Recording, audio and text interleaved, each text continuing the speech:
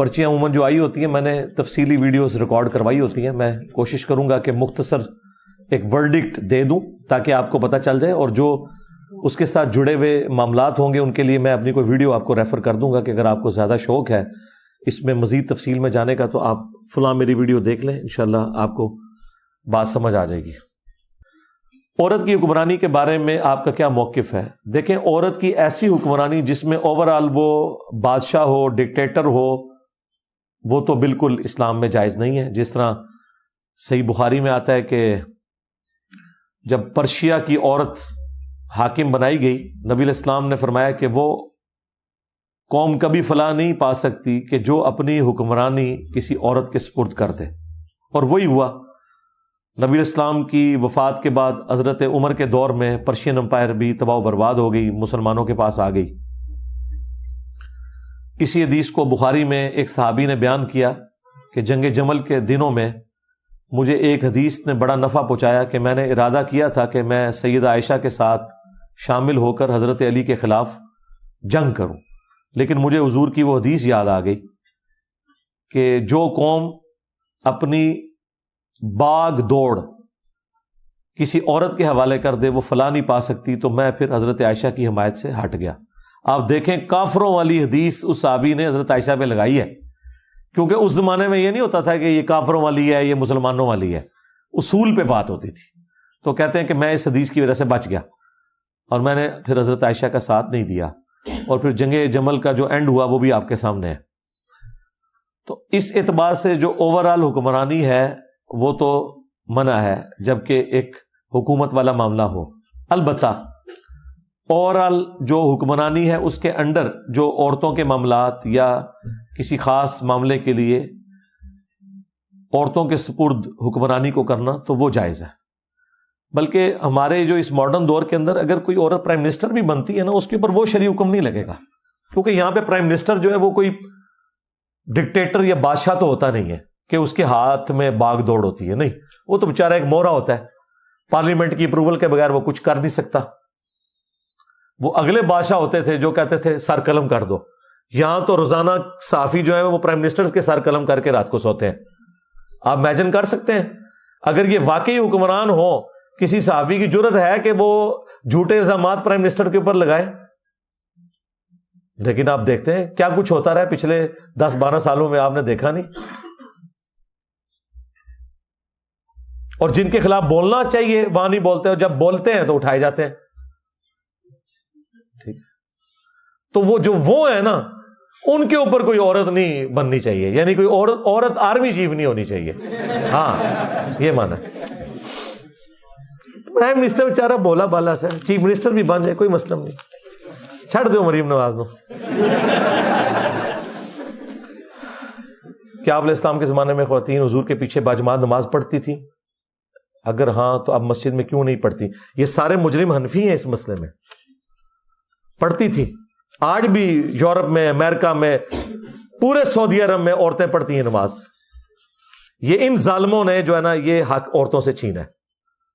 پہلے تو انہوں نے کہا نہیں بہتر آیا نا جی حدیث میں, بالکل ٹھیک ہے, بہتر سے کرتے کرتے حرام کر دیا. یہ اتنے ظالم ہیں. میں تو سمجھتا ہوں آج کے دور کے اندر عورتوں کو مساجد میں خصوصاً جمعے کے خطبوں میں لے کے جانا چاہیے. یہ ایک بہت بڑا ذریعہ ہے ان کی تزکیہ نفس ہونے کا. کوئی 2-4 باتیں تو دینی پروگرام تو دیکھیں گی نا, گھر میں تو بیٹھ کے انہوں نے ڈرامے دیکھنے ہیں, تو مسجد میں لے کے جائیں. اہل حدیث کی مساجد اس اعتبار سے ماشاءاللہ انہوں نے پردے کا بھی فل اہتمام کیا ہوتا ہے.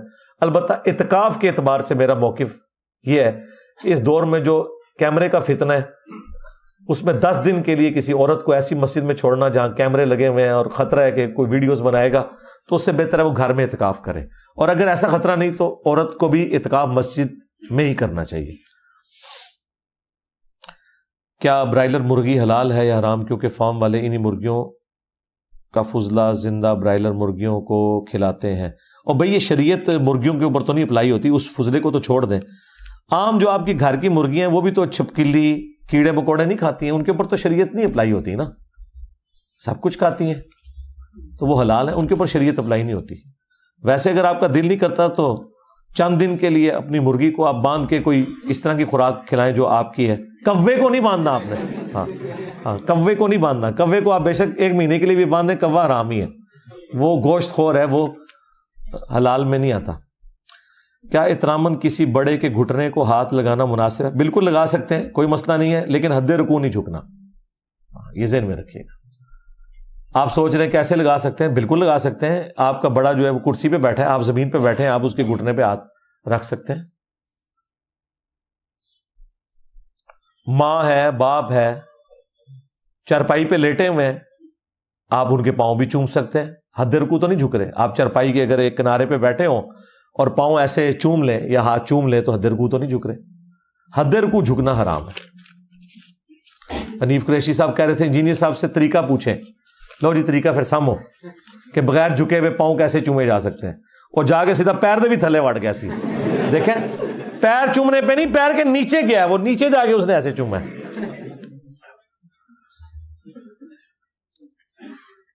چشتی رسول اللہ اور دوسرے کلمے کا دفاع کر رہے ہیں بڑے بڑے عالم, تو آپ ان کے پیچھے نماز, میں نے آج تک الحمدللہ کسی ایسے امام کے پیچھے نماز نہیں پڑھی جو کہ چشتی رسول اللہ جائز ہے.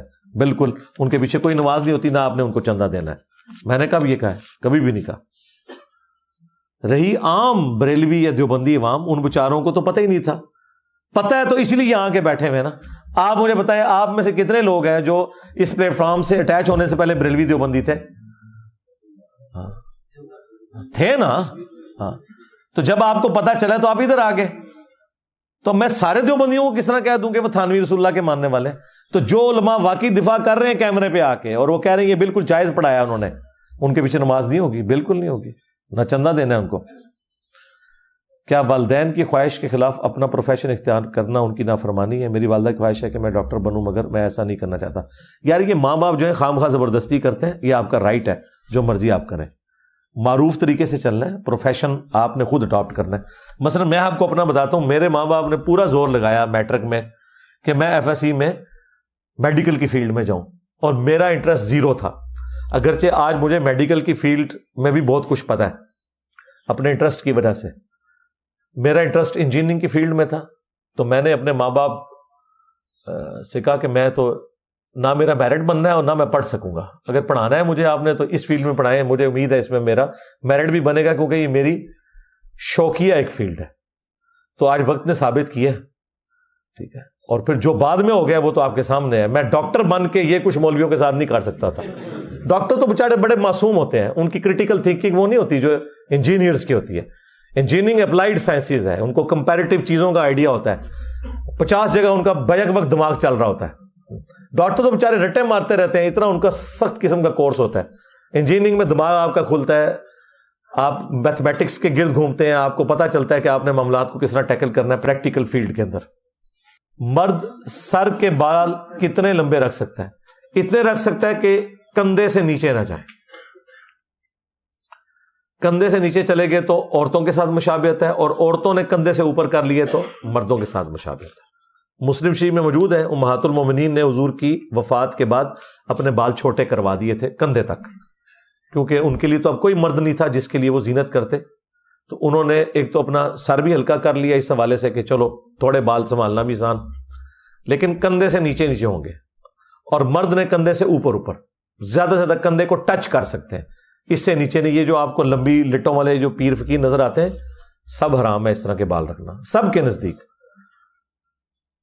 جب ہم دعوت دیتے ہیں, حق بات کرتے ہیں, تو لوگ آپ کو اور ہمیں گالیاں دیتے ہیں. کوئی مسئلہ نہیں ہے, ان کے بڑوں نے حضرت علی کو گالیاں دی ہوئی ہیں, ہاں ان کے بڑوں نے رسول اللہ کو گالیاں دی ہوئی ہیں, کوئی فرق نہیں پڑتا بھائی.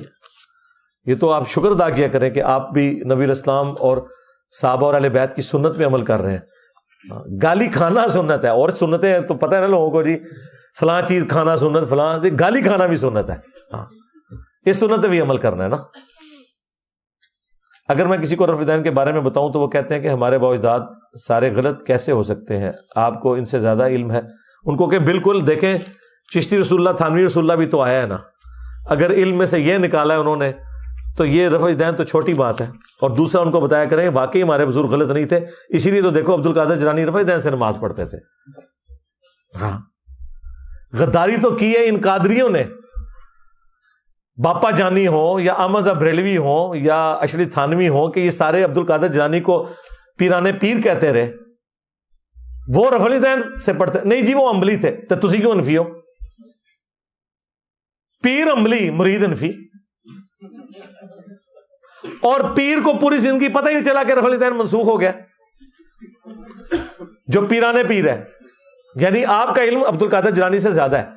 ان کو کہ ہم بھی یہی کہہ رہے ہیں کہ یار تمہارے بزرگوں کا علم عبد القادر جیلانی سے زیادہ ہے، اور یہ بھی آپ کو سمجھانے کے لیے۔ واللہ نہ تو ہمیں عبد القادر جیلانی کے ساتھ کوئی رتی برابر ہمدردی ہے، نہ امام شافعی کے ساتھ، نہ امام مالک کے ساتھ، ہم تو اس کی بات مانیں گے جس کی قبر مدینے میں صلی اللہ علیہ وآلہ وسلم۔ ہاں، چونکہ آپ کے نزدیک یہ بڑے بڑے نام ہیں، اس لیے ہم آپ کو ان ناموں کا حوالہ دیتے ہیں، اور یہ ایک بڑی دکھ کی چیز ہے کہ ہم آپ کو قرآن و سنت کا حوالہ نہیں دے سکتے، کیونکہ آپ انکار کر دیں گے، ہم آپ کو بابوں کا حوالہ دیتے ہیں۔ ادروائز ہمیں رتی برابر بھی کوئی ہمدردی نہیں ہے کہ ہم کسی بزرگ کا حوالہ دے کے آپ کو بات منوائیں۔ وطر ایک پڑھنا جائز ہے، اور وطر کی دعا کھڑے ہو کر کس طریقے سے مانگی؟ ایک جائز ہے، صحیح بخاری میں ہے کہ ایک جائز ہے۔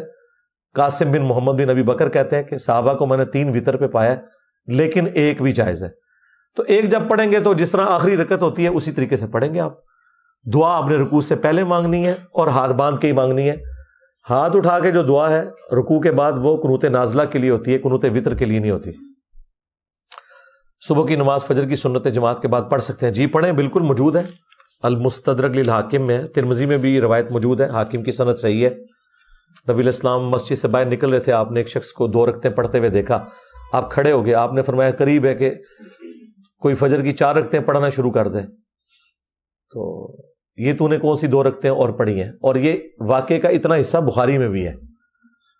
تو انہوں نے عرض کیا کہ یا رسول اللہ، میری فجر سے پہلی والی جو 2 رکعتیں تھیں نفلی سنت موقدہ جنہیں ہم کہتے ہیں، وہ میں نے پڑھی ہیں۔ تو آپ خاموش ہو گئے۔ خاموشی ہی مہر ہے، حدیث تقریری ہوگی۔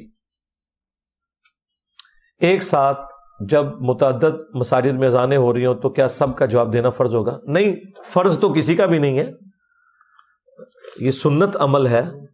فرض نماز پڑھنا ہے، اور وہ ہے پریکٹیکل جواب اذان کا۔ البتہ کسی ایک اذان کا جواب دے لیں تو سب کچھ ہو گیا، ساروں کا کوئی ضروری نہیں۔ انسان مسافر کتنے کلومیٹر کے بعد بنتا ہے اور نماز قصر کر سکتا ہے؟ 19 دن سے کم کے لیے اگر کہیں جائیں آپ، بخاری میں آتا ہے، اور مسلم شریف میں اس کی جو مسافت ہے وہ 3 فرسخ آئی ہے، 9 میل، آلموسٹ 20 کلومیٹر، چونکہ عربی مائل جو ہیں وہ بڑے ہوتے ہیں، نوٹیکل مائل کے برابر آلموسٹ ہوتے ہیں۔ نماز قصر پہ تفصیلی ویڈیو ریکارڈ ہے میری۔ نماز جمعہ کے خطبے کے درمیان دعا مانگنا ہاتھ اٹھا کر، ہاتھ اٹھا کے تو ثابت نہیں، ویسے آپ دل میں ضرور دعا مانگیں، بلکہ امام بھی دوسرے خطبے میں دعائیں مانگتا ہے، اس کے ساتھ آمین بھی کہیں۔ قرآن مجید کی حفاظت کا ذمہ اللہ نے خود لیا ہے، لیکن احادیث کے بارے میں چونکہ ایسی کوئی بات نہیں ہے۔ جی ہے، کیوں نہیں ہے؟ قرآن جو محفوظ ہے وہ اس صورت میں ہے کہ قرآن کی ایگزیکیوشن کے لیے جو کچھ آپ کو چاہیے وہ بھی محفوظ ہو۔ مثلا قرآن کہتا ہے کہ نماز قائم کرو اور مشرک نہ ہو جاؤ، اس کا منطقی نتیجہ یہ ہے کہ نماز کا طریقہ بھی محفوظ ہونا چاہیے، ورنہ میں نے نماز کہاں سے پڑھنی ہے؟ تو وہ سنت کے ذریعے پتہ چلے گی، احادیث کے ذریعے پتہ چلے گی۔ البتہ یہ بات درست ہے کہ اس میں جھوٹی حدیثیں بھی شامل ہوئیں، کمزور روایتیں بھی، اسی لیے تو حدیث کی کتابیں لکھی گئی ہیں۔ اور آج یہ مسئلے ٹیکن ہے، یہ خام خواہ بریلوی دیوبندیوں کی طرف سے عموماً مسائل اٹھائے جاتے ہیں کہ جی وہ کون سی حدیث پڑھیں، یہ پڑھیں، ہمارے بزرگوں نے پہلے ہی نچوڑ نکال کے حدیث کا نکال دیا۔ جی نچوڑ ہی کڈیا نے۔ بار شریعت میں پتہ آپ کو کیا لکھا ہوا ہے؟ بار شریعت میں مفتی امجد علی صاحب لکھتے ہیں، جو احمد بریلوی صاحب کے خلیفہ ہیں، انہوں نے نماز کا جب چیپٹر آیا نا تو انہوں نے کئی احادیث لکھی، نماز کی یہ فضیلت، نماز کی یہ فضیلت، رکوع کی یہ فضیلت، قیام کی، سجدے کی، یہ سارے فضائل۔ آپ حیران ہوں گے، نماز کا طریقہ نہیں انہوں نے لکھا اس میں، فقہ کی کتاب ہے، نماز کا طریقہ نہیں، حدیثیں انہوں نے فضائل پہ لکھی۔ اس کے بعد وہ لکھتے ہیں نوٹ، یہ احادیث لکھنے کا قطعاً یہ مقصد نہیں کہ ہم احادیث سے نماز کا طریقہ بھی ثابت کریں، وہ کام ہمارے بزرگوں نے بہت پہلے کر دیا ہوا ہے، اس لیے ہم وہ والی حدیثیں یہاں نہیں لکھ رہے، طریقہ ہم ڈائریکٹ لکھیں گے۔ دیکھو طریقہ ڈائریکٹ لکھا جائے اور آگے پیچھے دیا کہ رکوع میں سبحان ربی العظیم پڑھنا چاہیے، اتحیات یہ پڑھنی چاہیے، وہ حدیثہ تو لکھا ہے، کیوں کہ پتہ سی انہوں نے, اور بخاری مسلم کی حدیثیں لکھی ہوئی ہیں, لیکن انہیں پتا تھا بخاری مسلم میں نماز کا طریقہ تمہارا ہے ہی نہیں ہے, لہذا انہوں نے کہا جی ٹھیک ہے جی, بلی مار دو نال ہی.